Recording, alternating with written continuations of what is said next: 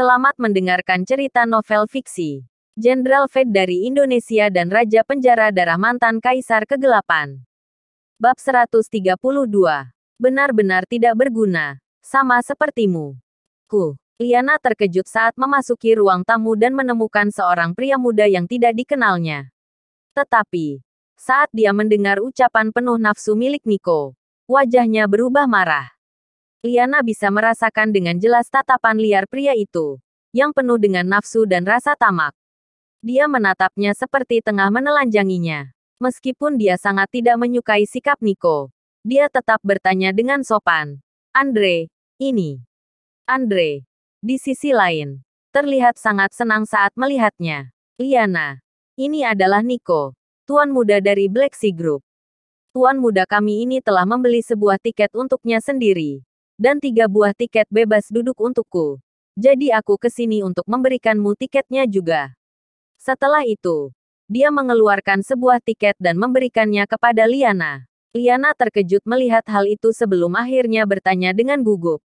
Andre, apa kamu hanya punya 3 tiket? Iya, 3 tiket kurasa cukup. Ada Rati, kamu, dan aku. Jawab Andre sambil tersenyum. Di sisi lain, Liana menjadi makin kikuk saat mendengar jawabannya. Lalu mengembalikan tiket itu kepada pria itu dan berkata, "Aku minta maaf, Andre. Aku memang ingin menonton konser Tamara. Tapi aku ingin menontonnya bersama Lintang." Apa? Raut wajah Andre agak berubah setelah mendengar perkataan wanita itu. Sebenarnya, dia mengerti maksud perkataan Liana. Dia ingin menonton konser Tamara. Tapi dia lebih memilih pergi menontonnya bersama Lintang ketimbang dirinya. Wajah Andre terlihat agak kesal. Dia tidak bisa menerima penolakan wanita itu. Dan bertanya, Liana, kamu harus tahu kalau mendapatkan tiket konser Tamara sangat sulit. Dan kamu tidak akan bisa mendapatkannya sekarang tidak peduli berapa besar usahamu untuk mendapatkannya. Apa kamu benar-benar ingin melepaskan kesempatan ini? Hati Andre dipenuhi rasa marah. Dia tidak bisa mengerti bagian mana dari dirinya yang tidak sebagus Lintang. Yang di matanya hanyalah seorang pria tidak berguna. Liana kemudian berjalan menuju sisi Lintang dan memegang tangannya. Lalu berkata, "Aku minta maaf, Andre. Jika Lintang tidak bisa pergi ke konser, aku lebih baik tetap di rumah dan menonton TV bersamanya." Apa? Mendengar ucapannya, wajah Andre dan Rati berubah merah karena marah. Hati Lintang menghangat. Karena dia bisa dengan jelas melihat kasih sayang Liana kepadanya.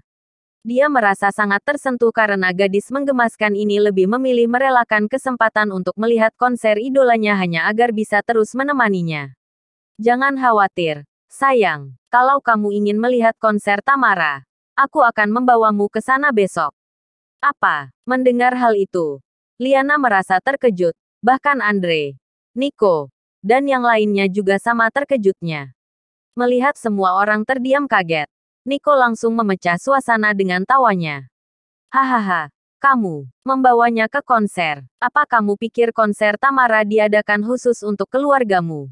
Bercandamu benar-benar lucu. Biarkan aku bicara terus terang padamu. Bahkan aku saja perlu menggunakan koneksiku untuk mendapatkan ketiga tiket bebas duduk itu setelah Andre terus-terus membujukku dalam waktu yang lama. Kamu pikir siapa dirimu? Kamu hanya seorang pria murahan. Jadi jangan berpikir harga dirimu setinggi itu. Perkataan Nico benar-benar penuh dengan penghinaan. Di samping dirinya, Andre dan Rati juga tengah menyeringai dengan tatapan menghina.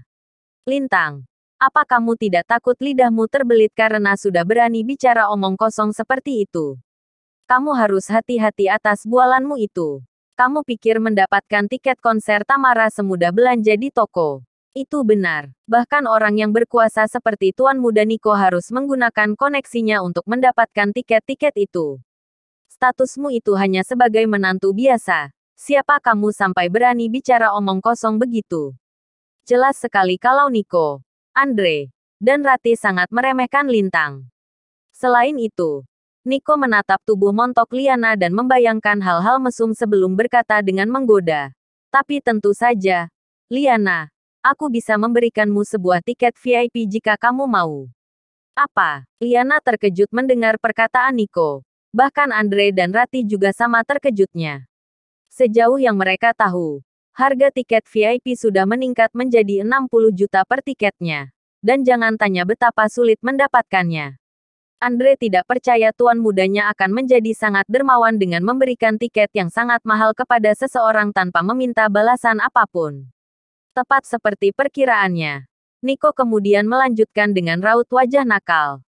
Dan tentu saja, ada balasannya. Kamu harus mau makan malam bersamaku setelah konser selesai. Demi apa? Makan malam. Semua orang tahu dengan jelas arti dari makan malam itu. Nico tertarik pada Liana dan ingin tidur bersamanya.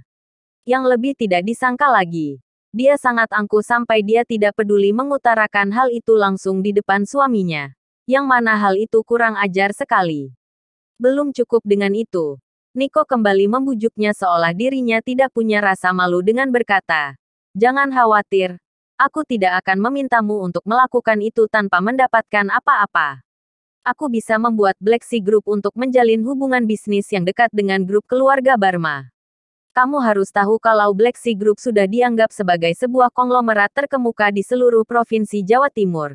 Dan ada banyak orang di kota Jakarta yang ingin bekerja sama dengan kami." Nico sangat percaya diri. Dia sangat percaya diri dengan Black Sea Group milik keluarganya. Akan tetapi, wajah Liana berubah sangat masam mendengar perkataannya. "Maaf, tapi aku sama sekali tidak tertarik dengan tiket VIP-mu itu. Aku juga tidak tertarik sama sekali untuk bekerja sama dengan Black Sea Group." "Apa?" Mendengar jawaban tegas Liana, wajah Nico langsung berubah kesal. "Hebat, benar-benar wanita yang tidak terduga. Tapi, semakin berani dirimu, semakin aku menyukaimu." Lalu, dia mengeluarkan sebuah tiket VIP dan menyerahkan kepada Liana. Lalu berkata, "Aku tidak akan memaksamu karena sudah menolak untuk menemaniku. Tapi aku akan memberikan tiket VIP ini sebagai hadiah." Tetapi tepat setelah itu, dia melepaskan genggamannya dan menjatuhkan tiket VIP itu ke lantai seolah dirinya tengah memberikannya kepada seorang pengemis. Dia kelihatannya mengira kalau Liana pasti akan memungutnya. Dia akan menginjak-injak harga diri Liana dengan sikap jahat itu. Wajah Liana memerah-marah. Tapi tepat saat dia hendak menumpahkan amarahnya, dia terkejut melihat Lintang yang melangkah maju dan memungut tiket VIP itu dari lantai. "Lintang, kamu..." Liana sangat terkejut sebelum meledak marah. Nico sudah menghina dirinya. Tapi Lintang malah tetap mengambil tiket itu. Liana merasa sangat kecewa. Dia merasa sangat malu karenanya. Nico, di sisi lain, tertawa senang saat melihat orang yang memungut tiket itu adalah Lintang. Suami tidak berguna Liana. "Hahaha. Apa kalian melihatnya? Anjing akan makan kotoran ketika dia lapar. Apa kamu ingin bersikap seperti anjing demi tiket ini? Sialan. Bagaimanapun, tiket ini berharga 60 juta. Hahaha." Dia tertawa sangat senang seolah mendapatkan sangat puas mengolok-olok Lintang. Wajah Liana dan orang tuanya berubah pucat mendengar ucapannya. Mereka lalu menatap Lintang dengan gusar. Bagaimanapun, Lintang tidak peduli dengan tanggapan mereka sama sekali. Dia terus membolak-balik tiket itu dan berkata sambil tersenyum, "Ah, tiket VIP ini memang sangat berharga. Sayangnya, orang-orang kebingungan. Mereka tidak mengerti apa yang Lintang coba katakan. Tetapi, apa yang terjadi selanjutnya membuat mereka semua terkejut. Srek, bersamaan dengan suara robekan kertas itu, Lintang terus merobek tiket VIP itu menjadi serpihan-serpihan kecil. Lalu, dia melemparkan potongan-potongan kertas itu ke wajah Nico seolah tengah melempar potongan sampah. "Sayangnya, aku melihat tiket ini seperti sampah yang benar-benar tidak berguna, sama sepertimu.